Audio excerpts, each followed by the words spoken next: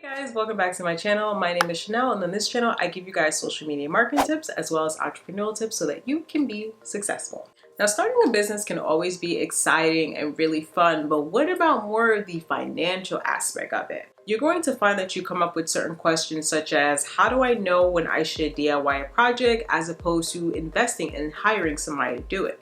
There's also going to be the question of, how much do I pay myself and how often do I do it? So if you're interested in learning about money management tips for new entrepreneurs, then keep on watching. Now, the first thing you have to be ready to do is to make a budget and get ready to make some sacrifices. The first thing you want to do is make a budget of all of your monthly living expenses. And the reason for that is because you need to know how much money you're going to need in order to survive. I live in New York City and the cost of living here is really, really high. Like, I kid you not. So one of the main things I needed to do before I decided to be a full-time entrepreneur was figure out exactly where I could cut back. So that meant that I had to get rid of my car. That meant that I couldn't go out to eat as much as I was and all of the just random spending. The easiest way for you to do this is to make a list to see exactly where you can cut down on some of those costs. An even easier way to do this is to look at every single expense and ask yourself, is this something that's going to help to grow my business?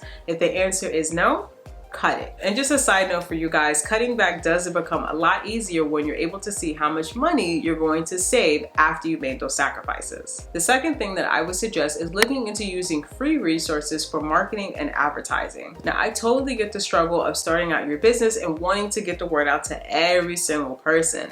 But the truth of the matter is that you probably don't have thousands of dollars to invest into Facebook and Google ads. Now, I certainly didn't have that type of money to invest in advertising and marketing, but one thing I did know was that social media was a free tool that I could use for organic growth. The best proven way to do this is by finding a way to incorporate your audience into your content. The number one thing that I would encourage you to keep in mind is that you're going to need patience. As long as you are going to provide value to your audience, you will see that in time it will continue to grow.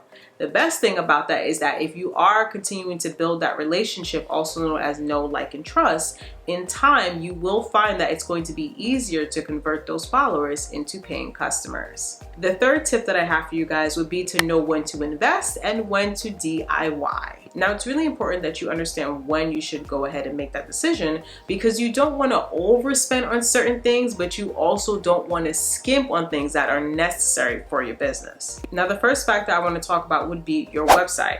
You have to keep in mind that your website is going to be the first thing that people see when they are searching for you online. I decided to do this as a DIY project because I knew that Squarespace was easy to use, it had a drag and drop feature, and it was something that I could put together to get me started in the meantime. I only made the decision to invest in a website designer once I realized that I needed my website to do a lot more. I needed my website to host my email list. I needed it to be able to house my coaching courses, be able to sell my books, and also sell my products from my other business, which is Serene Body Sense. Now, that expense was rationalized because I knew by making this investment, not only am I going to make my website more professional, run more effectively, but I can in turn bring in more revenue by allowing it to host all those features. Another aspect of business that you want to be sure you can understand whether you should DIY or hire help for would be anything related to legal help, bookkeeping, as well as accounting. Now, the first thing I decided to do when I started my business on the DIY spectrum was file an LLC. The second thing that I decided to do was hire an accountant. Now, filing that LLC on my own was a good DIY aspect for my business because I was able to pretty much get a rundown on exactly what it was going to protect for my business, as opposed to hiring somebody else that would have been really expensive to do the same thing. I was able to discern that it was time for me to actually hire help once I realized I could not keep up with all of the expenses and everything else that was going on with my business. I was super worried about making mistakes, so I knew hiring a professional would have been the best outcome for me. Now, I still DIY bookkeeping because that's something I've always done for my first business, but when it comes to anything about taxes or those type of things, I go straight to my accountant. Now, those are just a few examples of services that you may not want to skimp on, mainly because they're going to protect your business as well as ensure that you're keeping track of all of your revenue. My fourth tip for you guys would be to pay for things up front. I highly recommend paying upfront for certain things for your business because it will always ensure that things will keep running no matter what might happen.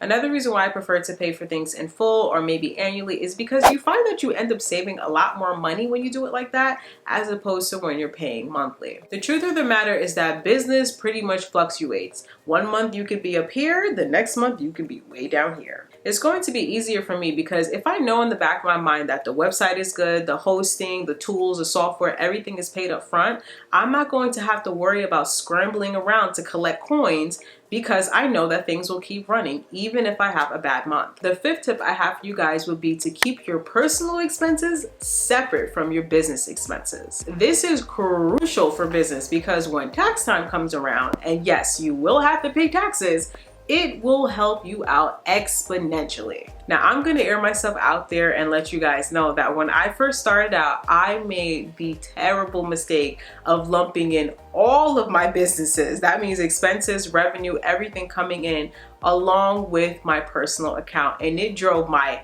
first accountant absolutely crazy. Thankfully, my new accountant is patient as well as understanding, and he actually provided guidance to me as to how I should keep track of things so that it's going to be easier for him to process everything when tax time comes around. I would also recommend keeping receipts for all of your business related expenses, and I mean absolutely everything. So that means if you are spending money on commuting, if you are driving, keep track of your mileage as well as your gas receipts. If you are using public transportation, keep track of the fares on the bus and the trains. The same thing goes for equipment that you might need, software, different tools that you're using, maybe clothing for a photo shoot, whatever it is. If it's related to your business, always keep track of those expenses. A major tip that I have for you guys would be to keep track of everything on a monthly or a quarterly schedule. And the reason why you want to do that is because when you see everything down on paper, it gets a lot easier for you to understand how much money is coming in versus how much money is going out. It's also a good idea to make sure you're doing the same thing with that cash that needs to go to the IRS.